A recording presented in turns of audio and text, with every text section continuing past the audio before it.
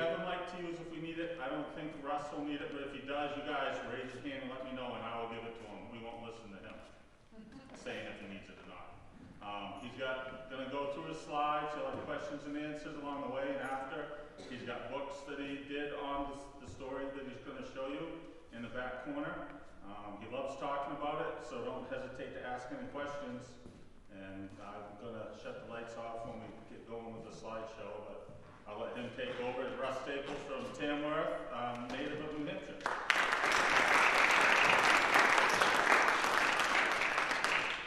Thank you, and I appreciate you all coming out. Beautiful day for a change, huh? Nice. I want to start off by saying, because a lot of people get a little confused when they see a book and they hear he went to Mount Everest. I did not go to 29,029 feet. Did not go to the summit of Mount Everest. What I did is I hiked 400 miles round trip from Kathmandu to the base camp of Mount Everest, 17,800 feet, and then up to about 18,500 feet, a little peak above that. And has anybody here been to the base camp, or knows somebody who's been to base camp, or has done any hiking in Nepal? Yeah, you been there? Been to base camp 3 times? Okay, okay, so you didn't go to base camp. That's something a lot of people don't, I understand, today. They go to Gorakshap and then they go up Kalamata. It was a little different when I was there. People aren't allowed to spend the night at base camp anymore. As I did. I don't know if they were ever did. But mine, I don't know when did you do it?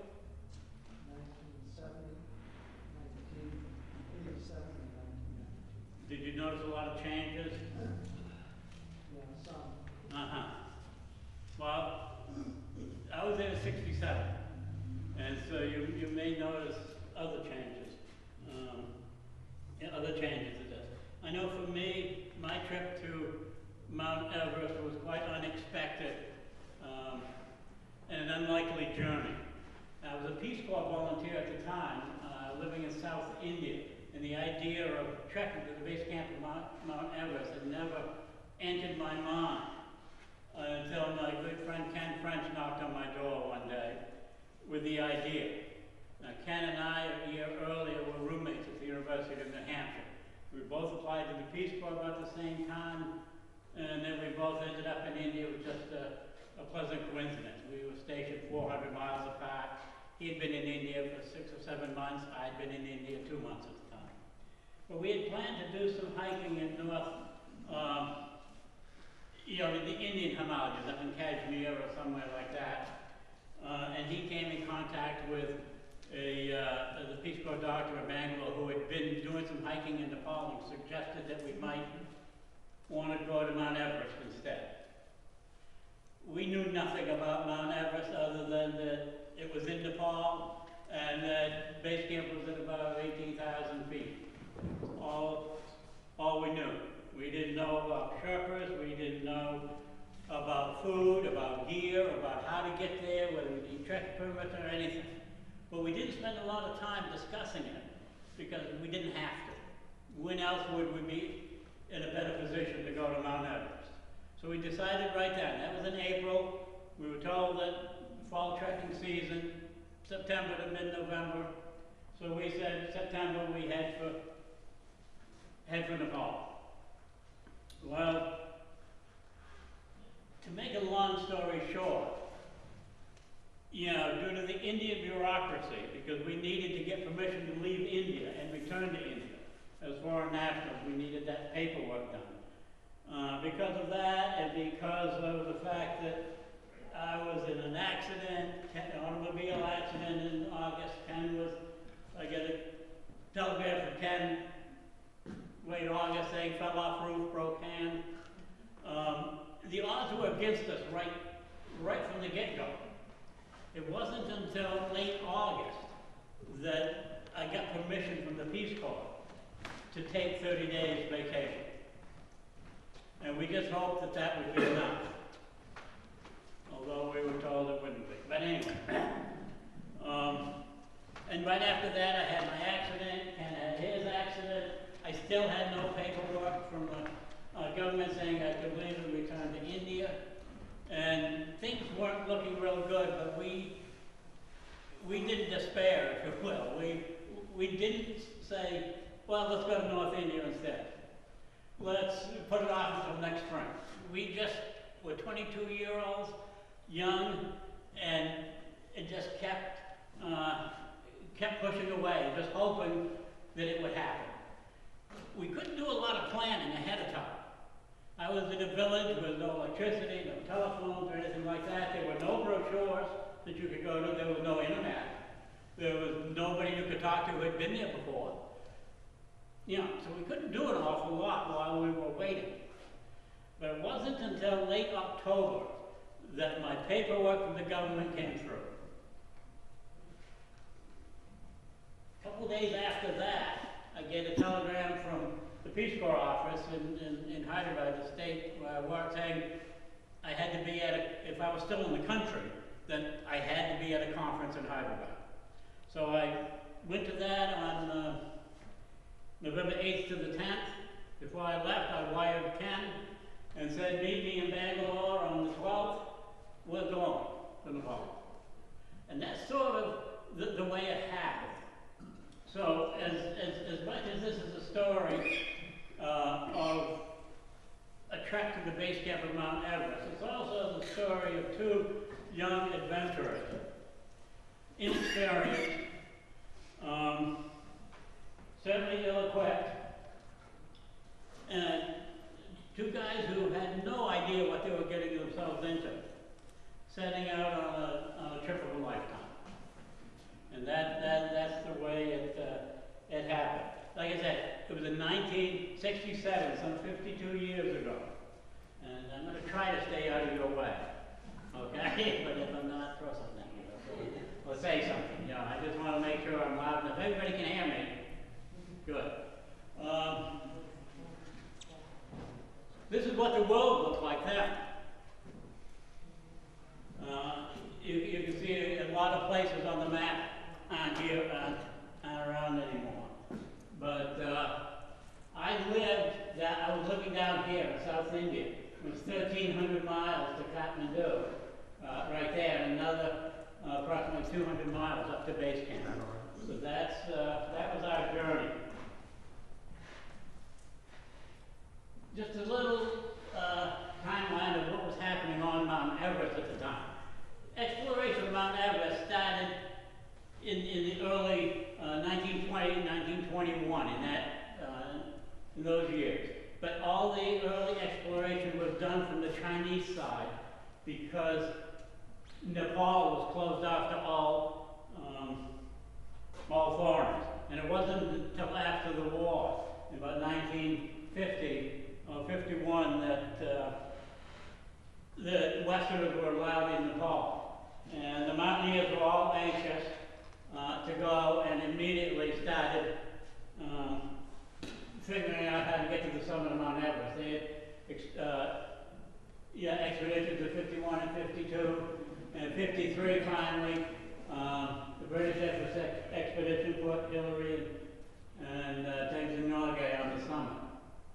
1956, the Swiss Everest expedition put 4. Up until the early 50s, most all of the expeditions were British expeditions. 1960, the Chinese Everest expedition. And you notice that they didn't have expeditions every year like they do now. In 2016, there were 43 expeditions, different expeditions on the mountain.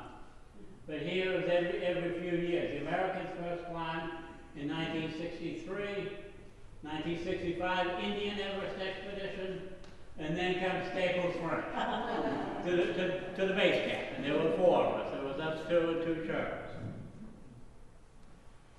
Next one was in 1975, the Japanese women expedition. To date, more than 9,000 people have summited Mount Everest. Last year, 800 people summited Mount Everest. That was pretty amazing. I mean, I'm not saying that it's commonplace, but, you know, it's almost, you know, as if you're a mountaineer, you know. But the annual number of trekkers to base camp is 40,000. Now, when you were there, did you notice a lot of crowds? And I expect that changed the year to year, or? Well, it was, you know, in the beginning, it was just stopping at people's houses. And Yeah. sleeping there. Yeah. And now the tea houses and all the tourist traps and so forth. There's a copy of the journal. I kept a journal, and that's what this talk tonight is based on. My book is based on the journal that I kept 50 years ago. And I see some young people anyway in the audience here, and I would encourage you guys to write things down. If you go on a vacation with your parents, if you go somewhere with the Girl Scouts or Boy Scouts or something, start writing things down. Because I wrote this down 50 years ago, but it was just a couple of years that I decided to write a book, you know. But it's good to write things down, and you don't need a fancy diary to do so. Like I said, when I went to India, I had no equipment or anything. I borrowed a backpack literally the day before I left for the trip from a Peace Corps volunteer who was in my group, and he had thought about doing some hiking after his 2-year tour in India. So I did borrow a good pack. I did have a good pack. I borrowed a pair of, they were work boots. They weren't hiking boots, from another Peace Corps volunteer friend of mine. And I wore them around a little bit before I left, but they turned out to be really bad, and I had a lot of trouble with blisters. My sleeping bag is one that I had since I was 12 or 14 years old, and it was a good 3-season bag here, sort of, here in the White Mountains, but it was a Sears fiber-filled thing, and that's what I had. Parker, the same thing, something I had had since I was a teenager. I bought some gloves, wool-lined gloves and hat in Bangalore before we set out. Like I said, started in Bangalore, and we took an early morning train, or took 6 hours to go the 200 miles to Madras, where we had hoped to get second-class reservations for the 41-hour train ride to Calcutta. But all we could get was third class, unreserved. And I don't know how many of you have been on a third-class train in India, but this is what it can look like. Now, we finagled with a few porters and paid a couple of rupees, and were able to get one of these luggage racks.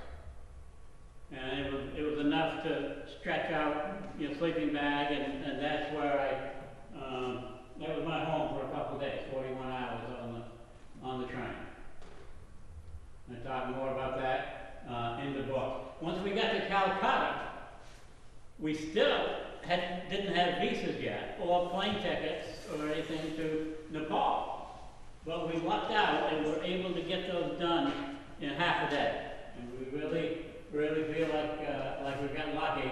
And the next morning, we were flying over the foothills of Nepal. They say, you know, trekking in the foothills of Nepal is like climbing the Swiss Alps, you know, in Switzerland. Here in the middle of the city of Kathmandu is a huge stupa of a Buddhist temple, if you will. This one looks like it had been freshly painted. You got the prayer flags flying. The all-seeing eyes of the Buddha looking out over the land. Now, the main religion of Nepal is Hinduism. But where we were going to be hiking, and Sherpa guides and so forth, are all Buddhists. But we didn't have time to do much sightseeing because we had a number of things that had to be done. And we'd already used up 5 days. We had to get a trekking permit. We got off the plane, we immediately took a taxi to the Peace Corps office in Kathmandu, and told the director there what we were there for. And he he sort of laughed at us and said, there's no way you're going to get a permission to go to Mount Everest Base Camp starting now. It was November 11th or 12th or something. He said, or even later than that, I think. But he said, it's not going to happen. He said, they won't give you one. He said, it's too late in the season. But he told us where to go to get one. We went out to the government office, and the guy gave us an application. We filled it out, handed it back, and he perused it. And then he asked if either one of us had any mountaineering experience. And I told him yes. I used to live and work on Mount Washington, which is the highest peak in the Northeast. And you can see a smile come across his face. And he gave a little lecture about the weather and the deep snow and so forth that we'd likely to encounter at base camp this late in the season. And I was thinking it's not going to happen. He's going to just put an end to this right now. But when he stopped talking, I snapped right back quickly and said that although Mount Washington is only at 6,888 feet, it's known as having some of the worst weather in the world. And then told him about the recorded wind speed in 1934. And he hesitated a minute and then said, come back Sunday and you can get your permit. So I don't know if I convinced him that I was a mountaineer or whether he was just impressed with my youthful enthusiasm. But we did get our permits, and I think we were very lucky to do so. We still had to hire some Sherpas, and there was no place really to hire. We were told to go down in this section of town and ask around. And that's what we did. And we finally, with the help of a 10-year-old actually, we found a couple of Sherpas. He took us into a Sherpa home, and one of the guys there spoke a little bit of English, said he could take us to base camp, and he had a friend who could go to it if we wanted 2 people. So that was arranged, and they said they would meet us the next morning, Saturday, and at our hotel, and we would go over things that we needed. And we did that the next day. We purchased some food and supplies, you know, the basic cooking utensils that we would need, some tea, coffee, spices, etc. And that's when they told us, you know, if we had a porter, we could go faster. Because we told them we wanted to do the trek in 25 days. And that's when I learned the difference between a Sherpa and a porter. Now, I always thought a Sherpa was somebody, you know, from Nepal who helped mountaineers, who climbed up mountains with people to carry their stuff and so forth. But a Sherpa is the guide, and they don't normally carry too much stuff. So, so we ended up hiring a porter as well. And so we actually started off with more people than we needed. But it wasn't very expensive. Our Sherpas cost us 10 rupees a day. And at the time there was 12 rupees, 12.5 rupees to the dollar. So it was less than $1 a day. And we would have to feed them. The porter, they said, is only 8 rupees a day. We didn't have to feed him. So I don't know what he would have lived on. I guess he would have figured it out. But of course he ate with us. Ken, that last morning, went over to the Peace Corps office, and he borrowed a couple sleeping bags, down-filled sleeping bags that were kind of old, but the bags that were issued to all Peace Corps volunteers in Nepal. So he picked up a couple bags, and I actually took both bags with me on the trip. Then we're ready. We found out when the bus was, a Sunday afternoon. We got there, it was very crowded. They placed me on the toolbox behind the driver. The bus was so crowded. And you can see Ken is up there, and there's a 9-young gal. We had to take our own gear up on top of the bus. We drove approximately 20 miles. It took a few hours, mostly downhill. Kathmandu is at 4,500 feet, and Dal guy here at the Sunkosi River is about 2,000 feet. from here, we followed in the footsteps of the American 1963 expedition. In 1963, there were 9 Americans, 37 Sherpas, and over 900 porters. Took them 27 days to reach base camp. And as it turned out, it took us about 15 days. But it was good to be here finally. It was 7 days after I left the village. And from here, and starting this day, we were on our own. We weren't going to be stopped because of the bureaucracy of getting paperwork, or we can't get a visa, or we can't find Sherpas. All this stuff was behind us now. And it's all we had was about 200 miles that laid ahead of us. And we just hoped that we were prepared. And if any of you have been on long hikes, you'll know it's not just physically prepared, but it's also the right mindset and mentally prepared as well. But this will give you some idea. The other map was a straight, flat line going across the map, and this looks a little different. And this will show you exactly what it was like. And up and down. And 3 days later, after starting at 2,000 feet, we're back down to 2,500 again. And I can tell you that when they build trails in Nepal, they don't know switchbacks. It's straight up and straight down. Down the lower altitude, below 5,000 feet, we'd have villages like this that we would pass through, thatched roofs on mud huts. This is the lunch stop on the first day. You see the trail going right here. Right through this fellow's well terraced field. And there's the farmer there, and there's one of his boys. His other son was a little shy and wouldn't come down to talk. There's me, a porter.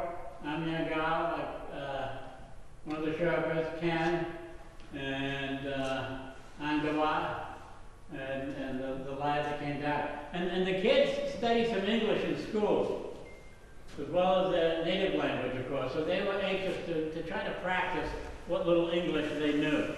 And Ken and I had purchased a couple of books in Kathmandu.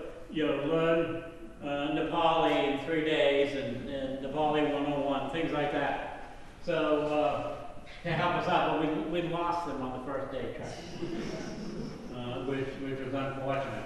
But this is our first lunch stop, and that first morning we got up to Dalagat about 6:30, and I was expecting a breakfast, and of some sort. But the guy said, no, you get a cup of tea. That's it. So we had a cup of tea, and we actually had some biscuits. And when I say biscuits, they're more of a cookie. And I've got some on the back table there. I bought at the International Food Store down in Concord. It's run by an Nepali gentleman that I've come to know. So you could taste some of those biscuits. So when I say, well, we had biscuits, it wasn't like blueberry biscuits or something. But he said, no, we'll hike for 2 hours and then stop for lunch. And that's what we did. And lunch was some rice, vegetable curry, and a couple eggs, and that was it. And we ate very little meat during the trip. Second day out, Ken and I got ahead of the Sherpas after lunch. We didn't stop and wait for them to clean up. And we lit out, and it was a nice sunny day. Probably 45 or 50 degrees, I don't know, but it was just sunny. You felt warm, it was nice. And we came to this little brook here, this little deep spot in a brook. There wasn't anybody around. So we stripped down and decided to take a swim. And I can tell you the water was 33 degrees. Maybe 32 and a half. It was cold, but very refreshing.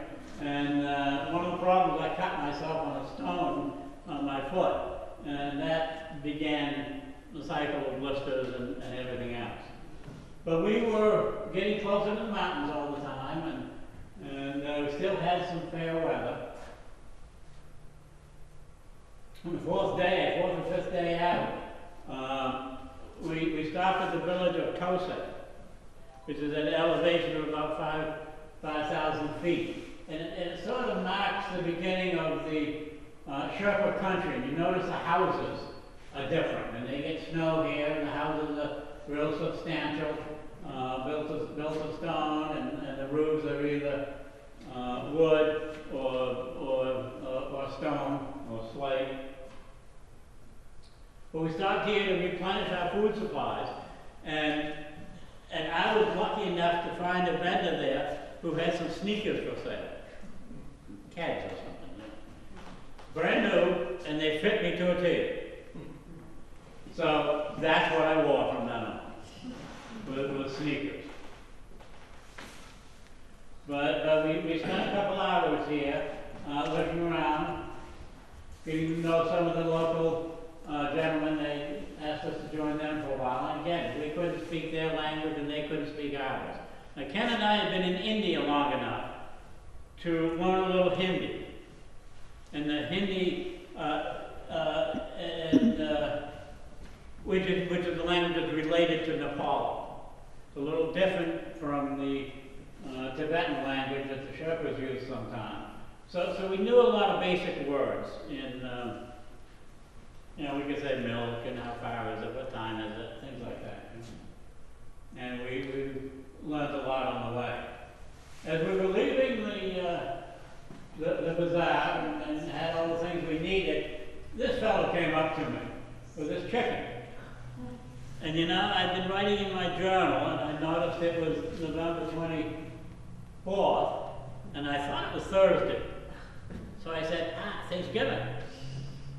So we bought this scrawny little bird for 7 rupees and tied it to the porter's pack alive and had it for dinner that night. And it was years later before, I left it years later before I checked the calendar and found out we missed Thanksgiving right there too. But the chicken was nice because like I said, we didn't get much meat along the way. There was one day we came across somebody butchering a water buffalo, so we got some meat then. Once in a while, a few other times. These fellows here, you can see they're carrying firewood, and they had to walk 2 days from their village to get this wood because of the deforestation that was taking place in Nepal at the time. And I think they've done a lot to stop that now. But you can see it's a hard chore, it's a hard life. And Ken and I discussed, what happened. We were living using this wood. We would use it for lunch. And when we spent nights in people's homes and cooked over their fire, we were using their wood. And this is precious wood to them. And we thought, what happens when hundreds of trekkers start coming to Nepal? What's going to happen? And I guess this gentleman here knows more about that than I do, but I guess, start using stoves and so forth. But there's a couple of things I want to point out here. First of all, these boots. Leather boots with wool, made from yaks. I have a pair up on the back table that anybody want to try them on, they're welcome to do so. But they're fairly comfortable.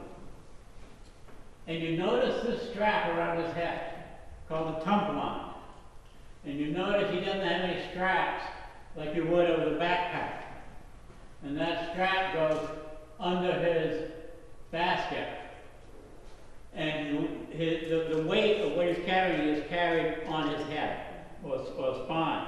And they tell you, from what I read, using that method, you can carry heavier loads further distances with less fatigue than you can with the typical backpack that we use. I never tried it. I didn't know. But by the time we were out 6 or 7 days, the sky would start clouding over by noontime usually. And if we wanted to take any pictures, we knew we had to take them before Yeah, before noon. And the weather, we were meeting a few Westerners that were coming back, and they had been out for a week or so, and then turned back because rains and snow day after day after day. And they said it was just miserable, and we hiked through days of rain, afternoons of rain and mud and sleet and so forth. Siki, this one day here, we were heading up to the Landura Pass, and but we spent the night at a monastery here in Siki. And the last 3 hours of that climb up to 18,400 feet was just in wind-driven sleet, right in your face. Sleet, snow. It was just very slow going, very slippery, quite dangerous actually.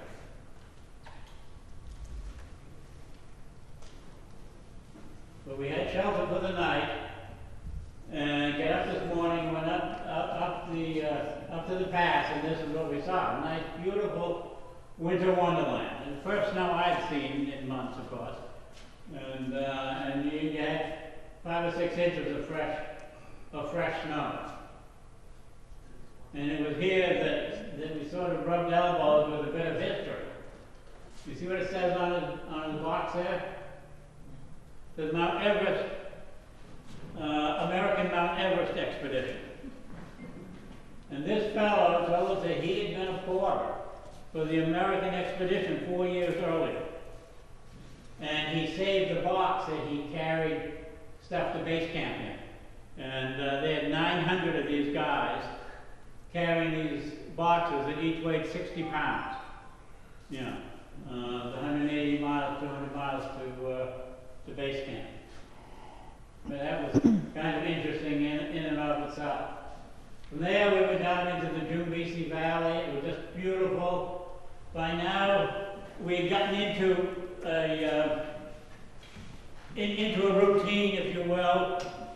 Get up to 6:30 in the morning, have a cup of tea, some biscuits if we had them, vitamin pill, maybe some pain pills if we needed them, you know, that we didn't get over during the sleep at night.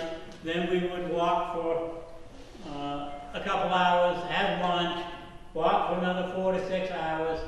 Sherpas would fix dinner. While they were cleaning up, I would boil water for the next day. And that's the way it turned out. But it may sound like it was drudgery day after day, but I can tell you that each day was an adventure in itself. Whether it was the stupas here that we passed by all the time, the ancient stupas that's been there for hundreds of years probably, or the Mani walls, they're another Buddhist religious thing, or like I said, the guy that was butchering the water buffalo. There was, each day was like an adventure unto itself. And of course the days that we came to bridges like this were pretty scary.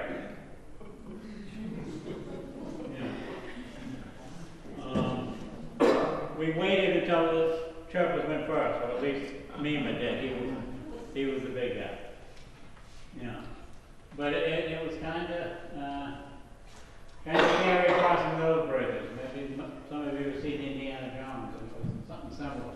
And of course the kids we met and the people we met along the way, a lot of times in the mornings, early mornings, we would meet kids that were on their way to school, and they'd want to stop and chat for a while. And you see, running around barefoot.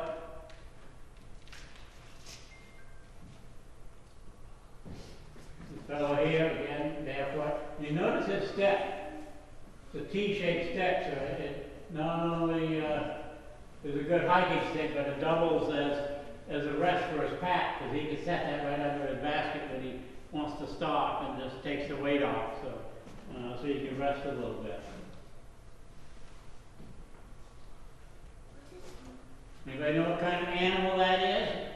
Brent, you know? Huh?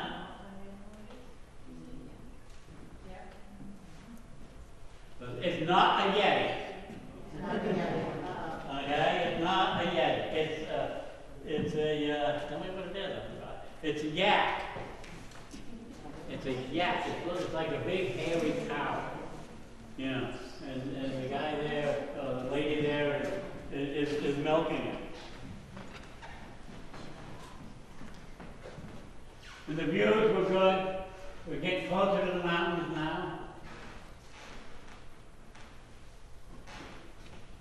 Going through the village of Odyssey, I think this is. So you can see the houses, the cobblestone street here. All the houses that we went into were the same. You 2 stories. You go in the first story where they keep their animals and the hay, and they'll store their root vegetables, potatoes, carrots, or whatever they have. And that would be the downstairs. There's no lights or anything in the building at all. But you go upstairs, and it's a big room, and there's a fireplace over on one side, and then a big open space where people would sleep. And the one thing that was common in every household we went into, every Sherpa household we went into, was the little space, and it might be a little nook, or it might be just a place on the wall that would have a picture of the Dalai Lama. And it might have a prayer wheel, and I've got the prayer wheel back there that you can take a look at. But they're all very religious, and it was very evident when you went into one of the Sherpa homes. And we were, if you were invited into a Sherpa home, you were really invited into their family. The warmest people that you can imagine. And we would sit around the fire and have dinner with them. We would cook our food, they would have their food, but we didn't go to one separate part of the house and all that. We were part of the family. This is inside one of the houses, and the 12 or 13-year-old boy was fascinated with what we were doing, and I was back here with a candle or a flashlight, writing in the journal, and had some things spread around. He was intrigued with my compass. And the next morning before leaving, I gave it to him, which turned out not to be the smartest thing I did. I could have used it later on. Last 3 days up to Natche Bazaar, 2 or 3 days, we followed the Kosi River right here. And sometimes we were up on the bank, sometimes down below. And this is just about the area where today most people will fly into Lukla. That's what you did? Did you fly into Lukla? You hiked in from Kathmandu? Yeah. So basically, where we did. Yeah. There's an airport up here, and today most people will fly into there. It's about 9,300 feet or something. At the time, it was just a grassy airstrip. It must have been a grassy airstrip in 70 when you were there. And we bypassed that. We'd heard about the flights, that the Swiss government was running some flights at the time, and they had flights on Saturdays and Wednesdays. And the weather had been so bad, and we were so depressed, we thought, well, maybe we can talk about getting a flight out or something. And we briefly considered it, but actually it turned out they canceled the flights by the time we got back, and we didn't do that. But we were not here. This is one of the bridges that Edmund Hillary built in 1964, just after he climbed Mount Everest, across the Kosi River. You know, and he, of course, went on to build a lot of, hospitals and schools and so forth up here in the Kumbu area. Right now, this is all part of a national park.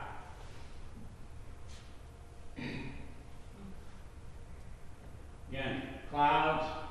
That last day in Natche Bazaar was really bad for me, and the weather I had. Of course, I just had that old Parker. Gore-Tex wasn't around at that time. I was wet from sweat. I was wet from the outside. We were invited into this home here in Natche Bazaar. The lady, and she put her jewelry on for the picture. She wanted to have a picture. It's one of the first things they asked me. You got a camera? and their little boy. And he gave me a couple gifts, and they're back on the table there, which is what, you know, typical of what the homeowner will do when they have guests. But I had a temperature that of about 100 degrees, and it took me hours before I could stop shaking and shivering and so forth. And we didn't know whether we would have to spend the day getting acclimated, or whether we had to wait out the weather, or what would happen. We just didn't know. But we did go ahead and prepared to be leaving the next day. But I got up the next day, and this is the sky I saw. Not a cloud anywhere. It was very cold. And you see the mountains here, just a beautiful sight, beautiful sight. And actually, seeing that rejuvenated both of us. We were ready to go again. We had the spirit. But we still had a few things to do before we could leave. We were told that if we wanted to spend the night at base camp, we would need a tent. And up till now, we didn't have a tent. So we went out into the village, and it was the village of Namche Bazaar at the time. You probably saw a similar village in 1970 when you were there. It had grown much since then. I know now it has. If you look online now, you'll see a real different village. But we went out, we were going to come back here, of course. We went out, we bought some sugar and some coffee and a few things that we needed, and went out to try to find a tent.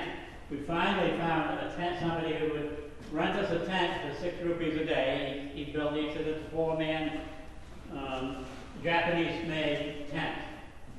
While we were out, we visited the monastery and as a monk, and inside all the butter lamps and so on.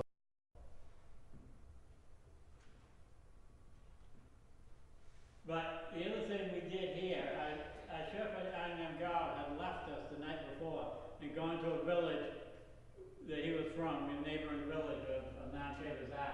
Was supposed to be back at 7 in the morning. 11:30, he hadn't showed up. So we said, we can do without this guy. We only got a tent that sleeps 4 anyway. So we just left without him. He showed up a couple hours later on the trail and was quite upset, but I gave him what we owed him, and he disappeared, at least for a while. This again, we paused above Namche Bazaar for quick photos in front of Tumseriku, and Ken, and there's myself. And from here, the trail gets a little different. No more ups and downs. Namche Bazaar is here at 11,000 feet. The next day we went to Tengboshe, which is at 12,600 feet. Now it's only about 6 miles. Not a very long walk at all. But the difference in altitude made it so that you didn't want to walk any further. And we were beginning to feel a little bit of tiredness and so forth. Although I didn't have any big problems with altitude, nor did Ken. And I think that's because you start hiking at 2,000 feet, you go up to 7,000 feet, you go down to 3,000 feet, you go up to 12,000 feet. We get acclimated along the way, as opposed to today's trekkers or even the mountaineers. From Tengboshe, we went to Dingboshe at 13,800, then Loboshe at 16,000 feet, and then to base camp. And from the next day after base camp, we went up to Kalapatar, and then back down to Goraksha.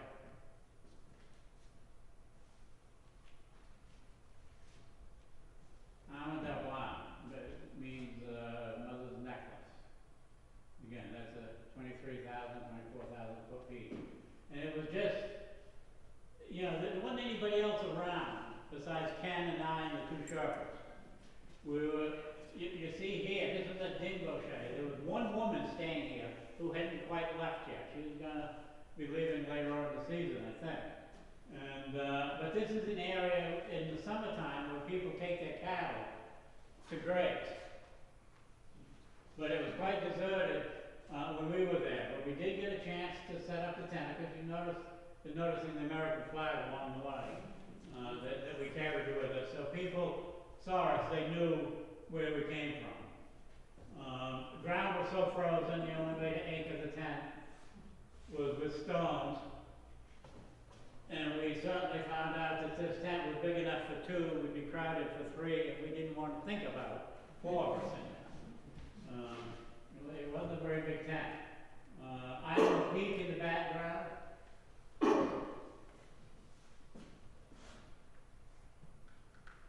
And from this lady that was there, we bought some firewood. Because from here on, there were no villages, no habitation at all. And we still needed to cook food, make our tea and so forth. And so all we had was the wood, some wood that we carried, and any dry yak dung that we could find along the way to supplement the fuel supply. And you notice the flag here. It was very windy, very windy. But you notice also the sky, nice and blue. It was cold, but we didn't have any of the snow that we'd been warned about. And again, we were lucky. There I am along but the same way, Pumari, Lindgren, and Kumbatsi Mountains, all 24,000 to 26,000 foot peaks, and you see the frozen tundra and the glacier here and the grazing where the cattle would graze in the summertime. Looks pretty bleak. But you notice my scout canteen here, and as we walked, ice would freeze in the canteens. It was that cold. Yeah, it was very, very cold. And up on the, once we were on the terminal moraine of the glacier, the Kumbu Glacier, you saw these frozen streams coming across and so forth. And no, I didn't snap a picture to get Ken when he fell. He purposely got down on his butt and went across that. And the reason we did that is because it was extremely slippery. And had we fallen and sprained an ankle or broken a leg, yet any little accident could turn into a disaster really quickly up there. Because there wasn't, like it is today, you know, with helicopters flying back and forth and around, there were no rescues. We would have been on our own. There were no hospitals in the area. We were just, like I said, days from any help, certainly. So we just tried to keep safe and played it that way. We get to Lobouchet, and this is the only building that was there. And our Sherpas stayed in there, and Ken and I set up the tent again. Yeah, and there was Ken at Lobouchet. I think that's Nupse in the background. And again, very windy. It was always cold. The wind was always blowing. Our diet had changed a little bit because, you know, we couldn't cook rice well anymore, or bread and things like that for chapati. It had changed, and our appetites had also, you know, dwindled. But it was back in Tengboche that we got our first taste of Tibetan tea. Any of you know what Tibetan tea is? Well, it's made from a black tea, you know, supposedly something you get from Tibet. And that's mixed with a little bit of water until you get a nice, thick, syrupy type concoction. And then you pour a little bit of that into your cup. You pour in boiling yak milk. And then you add a couple teaspoons of yak butter and some salt. And if anybody wants to excuse themselves to go throw up, you can.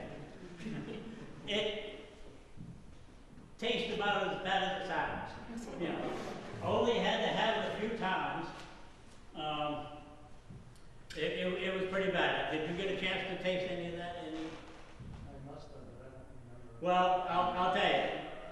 We stuck with the sweet tea as much as we could. And the other thing we ate was tampa. And we had we had traded some of our rice for some barley, roasted barley. And what they do with that, I watched my tripper do that. What they do is they take the yak milk again, the buttered milk, the hot buttered milk, and they mix it with their hands in the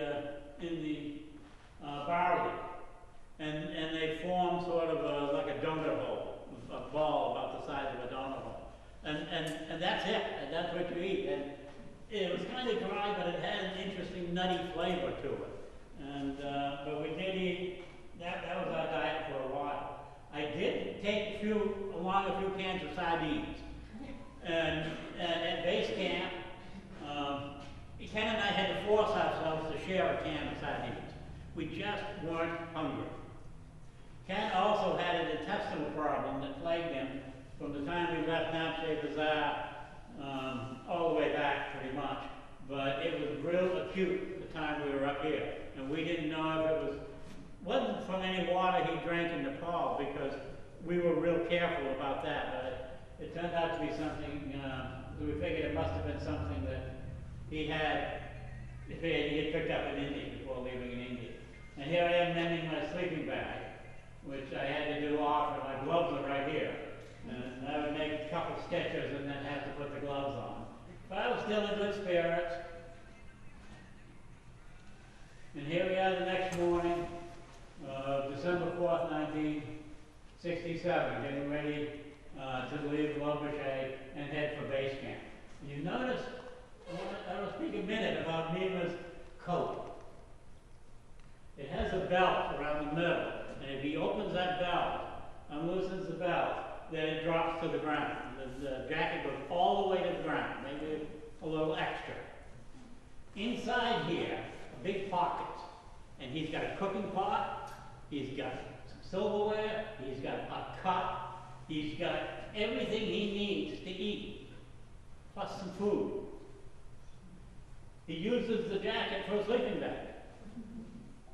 He is completely self-contained. It's like an RV or something.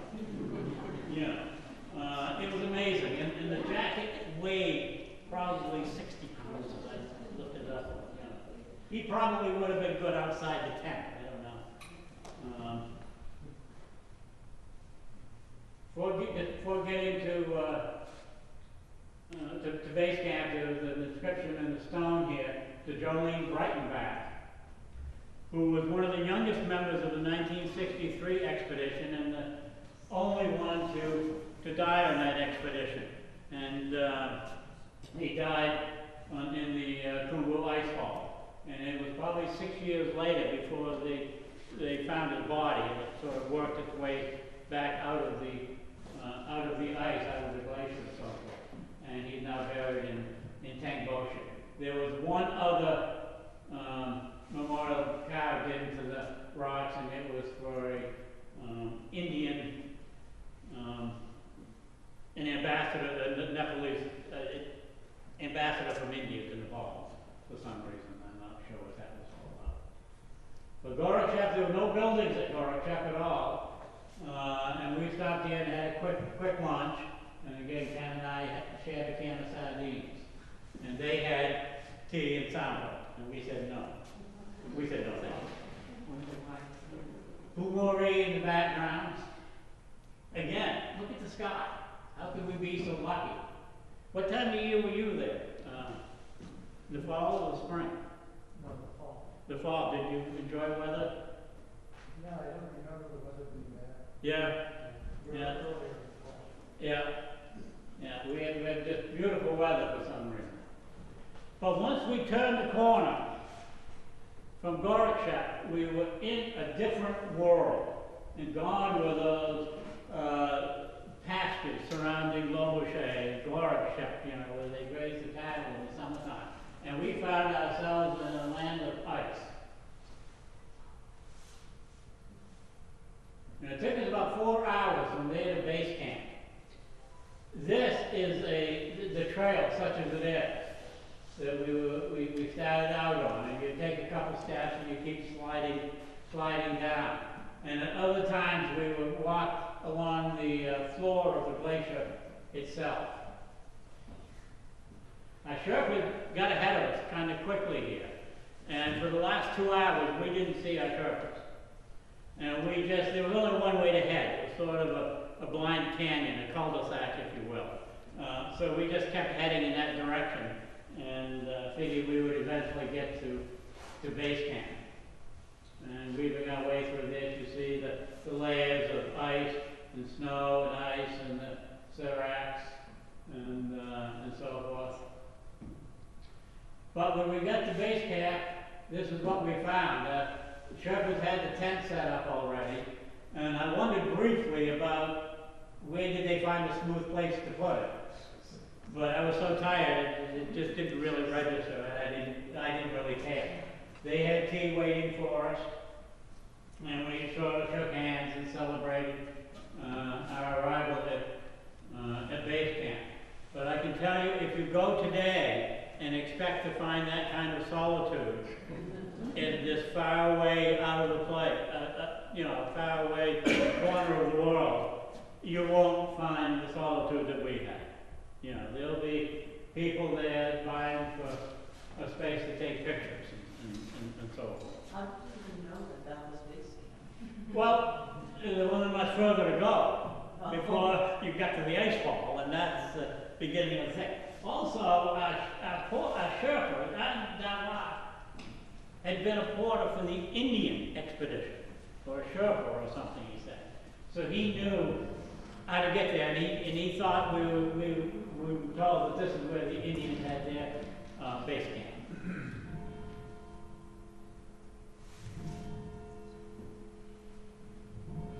But that night, the four of us slept in that tent, and it was extremely uncomfortable. You could almost feel the ground shaking under us all the time, and you could certainly hear avalanches from the mountains surrounding us. And the next morning, we got up and went exploring. We had to go finally to the foot of the Kumbu ice fall. And you remember the guy I showed you on the snowy hilltop with the box that said American Mount Everest Expedition. There's a thing in my scrapbook back there that you're welcome to look at. A piece of a cardboard box that I dug out of the ice there that was still in pretty good shape. But we spent, longer than that is it. Agrawal was getting very anxious. He wanted to get out of there because he knew that the weather could change very quickly. And it wouldn't be long before that happened. So he was really pleased when I said, okay, let's take a few more pictures and then we'll leave. We'll let you take the tent down and so forth. And I didn't mention in the beginning, but I didn't have a lot of film. Because today, people go with their digital cameras and they can take 10,000 pictures. I had an Instamatic camera. Some of you may remember Instamatic in the square format. That's what I had for a camera with 7 rolls of film. And after the trip, I mailed the film to be developed back to Rochester, New York, and then it went back to my dad in New Hampshire here in Tamworth. So I didn't see the pictures for years afterwards, for a couple of years afterwards. And somewhere along the way, one of the films got lost. So, so I didn't have a lot of pictures. But you notice a tin can here. That was left from a previous expedition. And today, I just recently read an article that Nepal is thinking about closing the area off to all trekkers, maybe next year, in order to clean up the area. And to clean dead bodies and oxygen tanks and so forth off the mountain itself. But with the advent of in the early 70s, when trekking really took off here in Nepal, and it turned into a big tourist area. Sure, Sherpas were getting paid better. There was money for better schools, better health, and everything else. So there were a lot of pluses that happened. But there was also all the bad things that go along with heavily populated areas. And they're dealing with that today. So again, that's Kat, myself, and Nima. There's that piece of cardboard that I talked about. From here, we headed up Calipatari. And the way people do it today, they usually will hike from Lobouche to Gorakchak, spend the night at Gorakchak, hike into base camp and back out that same day, and then the next morning take the trail up to Calipatari. But we hadn't seen Mount Everest yet. What? You're sleeping right at the base of it. Too close to see it. We had gotten a glimpse of it from Tenboche, but just a glimpse. So we sort of bushwhacked up the side of the hill until we reached the ridge that goes up to Calipatari, and then followed the cairns up Calipatari. And as we got higher and higher, you could see more and more of the ice wall. This is the most dangerous part of an expedition's trip up Mount Everest. Once they get through the ice wall, it's not quite as dangerous. And there's Nupse there, and then you've got Lhotse, and then you go on up. But finally getting up to Calipatari, and again I was lucky that the weather held, and I got so, excited, and I was awed by the view and the fact that I, at 22 years old, was looking over the top of the world. I said, I'm really here? You know, that sort of thing. And I sat down for a minute on an outcropping of a rocky outcropping, and just sort of got lost in my own thoughts. And when I sort of came to again, I looked around, and Ken and the Sherpas were nowhere to be seen. Nowhere. And I thought, well, maybe they went a little higher up, you know, to get a little better view or something. So I scurried up there and ran around a little bit, looking at better and better views and so forth. And then realized that they weren't up. They must have gone back down or something. And by then, I couldn't find the cairns. I completely bewildered and was lost. Plain and simple. And for the next 2 or 3 hours, it was a very frightful experience, because you're up there. There was no discernible trail, no shelter of any kind. The wind was blowing. Darkness wasn't far off. I would never have survived the night. I don't know how I would have survived the night up there on the hillside. But I'm not going to tell you the outcome, because I do want you to buy a book. You'll have to wait and see if I survive, and if so, how. Yeah. But that's Everest, Mother Goddess of the world. Chomolungma, as the Tibetans call it, and it was quite a sight. That night, we were planning on going back, all the way back to Lobouche, but because I got lost and spent hours and hours and whatever, we ended up spending the night at Gorakchak. We set up the tent there, and then headed back the next morning. And we were, once we had reached our goal, and our goal was spend the night at base camp. It was sort of all over. It was sort of in a way, sort of a big letdown, because, you know, you're here, but what's here? Nothing. And that's when it was on the way back the next day or two, I started running all this through my head and processing what I had just done, when I realized that it wasn't the goal that made this exciting, but it was the journey. It was getting there, getting back, but it wasn't so much being at base camp that was the big event here. But once we got there, we were both ready to get back to work in South India in the Peace Corps, and we set a pretty quick pace. We were probably healthier than we'd ever been in our lives, you know. Blisters were gone. We could breathe well. We had strong legs and backs, and 2 days later we were back in Kathmandu, where we returned the tent for 42 rupees.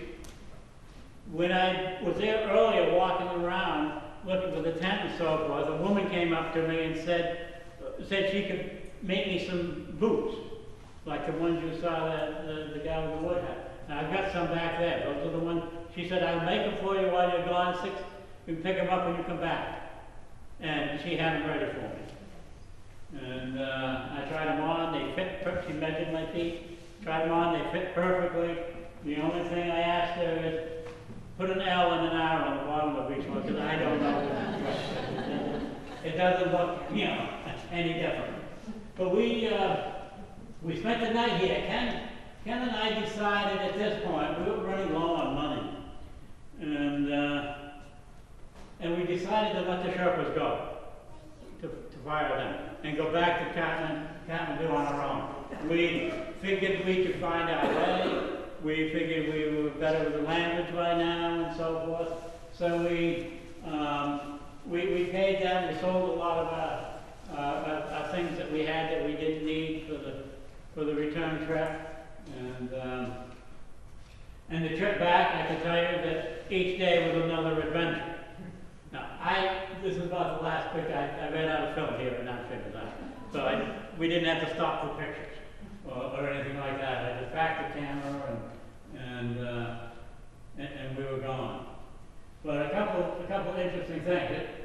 I had a 100 rupee note. And I wanted to cash it. It took an hour and a half to cash that 100 rupee note. And I think they had to have asked everybody in the village. I don't know how they did it. The other thing is they had a post office there. And I thought it would be neat to send a postcard home to my dad, or to send one to myself in South India. They didn't have any stamps or postcards. They didn't have anything. So I couldn't do that. Today, you can pick up your telephone and call home. Internet cafe, you can use your cell phone. There are ATM machines in Navte Bazaar, and in Lukla, where the airport is, and so forth. You can get pretty much anything you want there, from what I understand, talking to people who've been there. You know, imported beer, soda, pizzas, whatever you want, you can get there. It's very expensive here in Navte Bazaar, and as you go up in altitude, the prices go up, you know, as well. But we were off and back, and it took us 12 days to get back to Kathmandu. But this will give you a little idea of the changes that have taken place. That's what I saw in Navte Bazaar, and this is only a small part of Navte Bazaar today. When I saw these pictures, I was intrigued with the color, because that's a color film, but just the color, it was just amazing. This is Le Boucher, there's Le Boucher today, you know, guest houses that will sleep a couple hundred people. Again, at Gorakhshep, base camp today, they've got a big rock that says base camp and prayer flags all over the place, and so forth. So that's it. If you can get the light flame, please. Does anybody have any questions? What happened to the partner that went with you? The guy that went with you, Ken? What happened to him? Yeah. You want to know? I'll read the book. I will tell you. Still hope you'll he, like I said, he suffered a lot with diarrhea and throwing up. Some nights he was up 3 or 4 times. And I felt bad for him because, yeah, I kept telling him, drink a lot of water, drink a lot of water. But we didn't have a lot of water. But I said, you gotta drink, you gotta drink. He didn't want to slow down. When we got back, we took a little different route, and we went through the village of Jerry. And at that time, it was an experimental agricultural station run by the Swiss government. And they had a dairy farm and a poultry unit, and they were there to show local people how to farm. But they also had a dispensary with Swiss doctors. So we went out of our way there, and he went to the dispensary there. And he was gone for a couple hours. I laid down, I took a nap. And he came back with 3 or 4 different medications. He had contracted worms before leaving India. You know, so that's what it was. And I can tell you also that we were very careful with the drinking water all our way up to base camp. And every night, I would boil the water as the Sherpas cleaned up. But when we were coming back, we got kind of lax with that. We did it for a few days. And I'd boil the water, be around the person's house. But a lot of times we found ourselves drinking water that wasn't boiled. And you hike through there, you go across these beautiful, crystal clear glacial streams. And you say, how can that be polluted?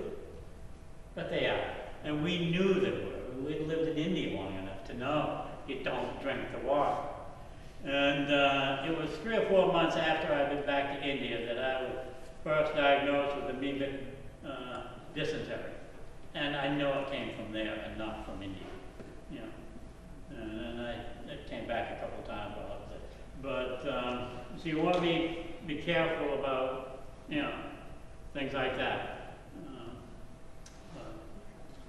Any other questions?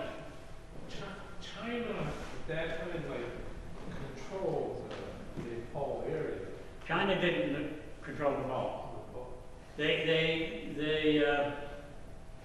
had moved into Tibet, but not Nepal. Did you come across any, like, Chinese government or Chinese military? No. Major threat? No. When the road that I showed you at the beginning, and then the dotted line, that road was the Dalgat, and then it turned north, and went only another 50 or 60 miles maybe. And it was still under construction. And now it goes all the way into China. But it didn't at the time. But when we came back, because we took a different route so we could go to Jerry, we caught the bus down the line further. And we did have to stop at a checkpoint. But it was, you know, Nepalese army. And I don't know what they were checking on. But there's a lot of trouble in Nepal now. Well, there was in the 90s, maybe it's cleared up some, and hiking through the middle land there isn't, you know, isn't wise a lot of times, or it wasn't for a long time. You know, it was, you know, you just stayed away from a lot of those areas. Yeah. Did you ever want to go back? Did I ever want to go back? I guess, yes, there were times when I might have wanted to go back. But I've talked to a lot of people who have been to base camp. I've seen pictures that they have from base camp or from their tracks. And I like to remember it the way it was. And I don't know what my reaction would be if I were to go today. I'd sort of like to go back. And you saw my hosts in Namche Bazaar, and they were holding that little boy. And I bet he's probably a porter now, or a Sherpa, guiding people to the summit of Mount Everest. And it was sort of nice to go back and with that picture and say, you recognize these people. You know, and that would be kind of interesting. But not long ago, I was up at IME in Conway, the International Mountain, whose owner has climbed Mount Everest, and he takes groups to Nepal every year. Sometimes to Mount Everest, sometimes to other places. And there was a clerk there working for him who had gone last fall, and I asked him. I said, "What was so striking? What do you think of the mountains? I mean, we see mountains here, you know." And they're tall, especially Mount Washington, huh? A very tall mountain. Mount Coral, that's a pretty impressive looking mountain. But I've never been to the Rockies, and to me, these were just, you know, awesome.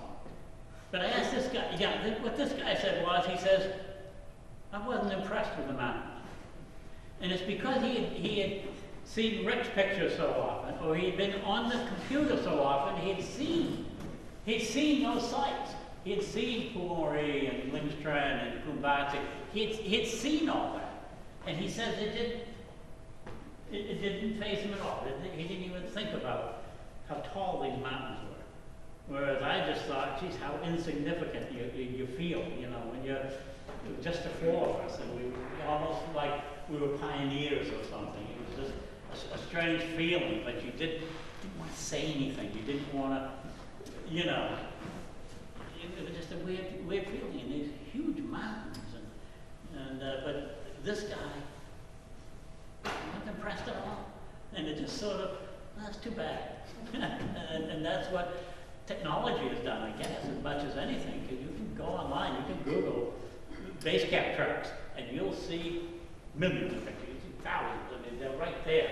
And all these outfitters are trying to get you to go with them and so forth. And you'll see all these mountains and so forth. But to me, you know, they were pretty big pieces of dirt, you know, and stone and so forth. You know.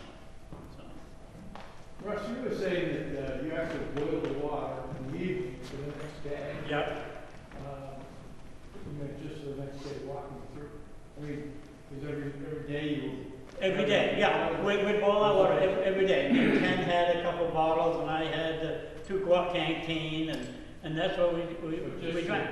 Yeah, so in other words, you weren't boiling it. No, we weren't boiling it as we went along. Yeah. Now, we did have iodine tablets. Yeah. Now, the Peace Corps doctor in Kathmandu set us out with a well-stocked medicine cabinet. I mean, there were ace bandages, there was,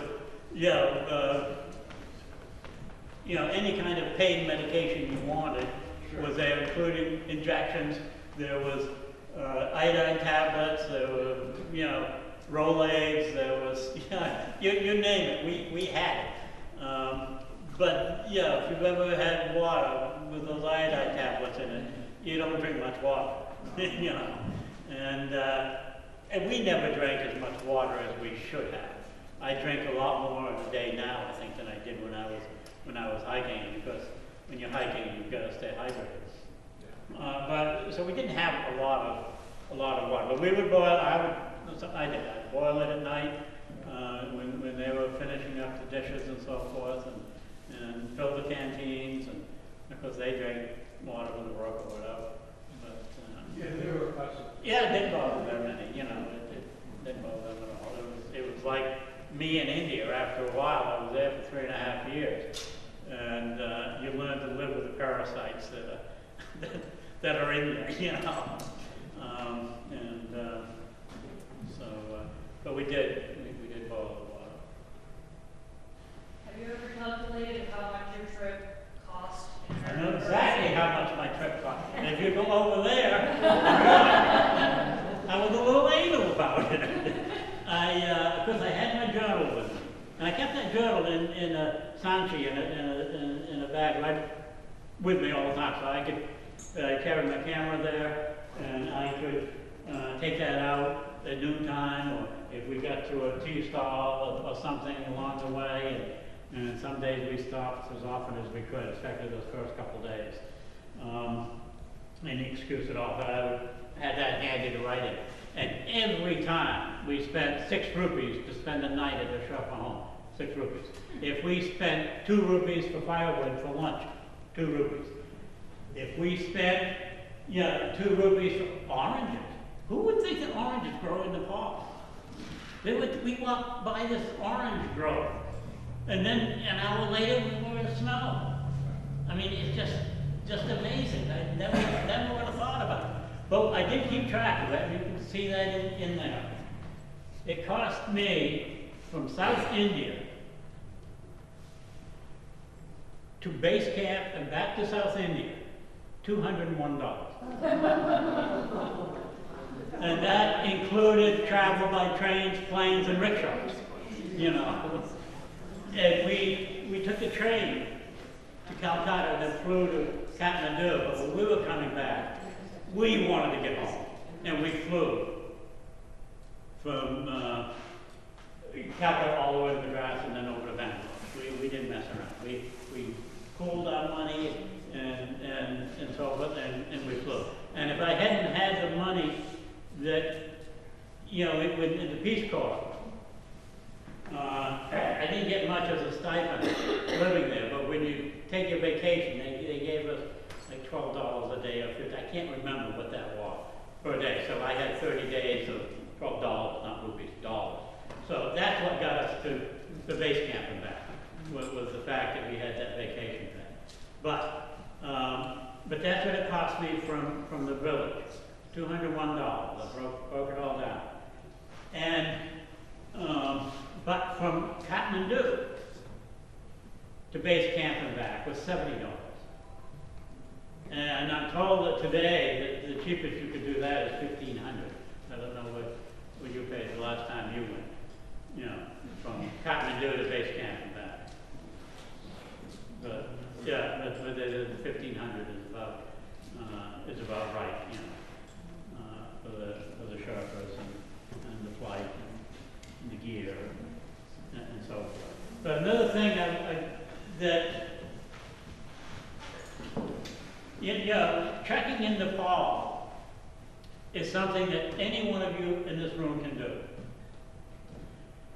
It was in 1965 when a fellow by the name of Colonel, he was a British Army officer, Roberts, James Roberts. He was a British Army officer and mountaineer, went to Nepal. In 1953, when Hillary first climbed Mount Everest, he wanted to be a part of that expedition, but he didn't make the grade. But he was in charge of getting all the oxygen bottles they needed from Kathmandu to base camp. In 1963, he was the man in charge of getting all the gear, the porters, oxygen and so forth for the American expedition to base camp. All the 900 porters, all their gear, etc. He was in charge of that. But he's the one that came up with an idea that, you know, Nepal is a trekker's paradise. It's a hiker's paradise. And you get a tent, you offer a tent, a guide, and a cook. And I think this might take off. So he started a company called Mountain Travel, and later became known as the father of trekking in Nepal. Because now there are thousands of outfitters. But he was the first in 1965, and I've read some histories of his online, and he had 2 or 3 hikers that first year. They didn't go to base camp; they went somewhere else. And but it took off, and other people started realizing that you could go to any travel agency today and book a trip to Mount Everest, basically. But they have treks that these guys here could do in Nepal. They have the most strenuous treks to base camp, like I did, and they even offer things where you need some technical expertise and gear to do. But it is, it's a trekker's paradise. And the one thing I can guarantee you is that you'll never be sorry if you go to Nepal. It's priceless. You know, the people are good, the scenery, everything else. You know, and I say that, you know, I was there 50 years ago, and it certainly has changed since then. But I still say that without a doubt. You know, from people that I know. Did you have another question? Somebody thought. I have to ask the Trent before we check him in for bed. I would like to know if you saw a Yeti, or if you had any stories about Yetis. Well, I didn't see one. But you know, we look for them. We look for them. We know what they are. And we look for them hard. But I'll tell you, as much as I love it, as much as I still love, I haven't seen one yet. Never saw one. Never saw one, but I did look. Well, I asked. But didn't see a yet. Yeah. Maybe you'll be the first to see one. Yes, you think? That could happen. That could happen.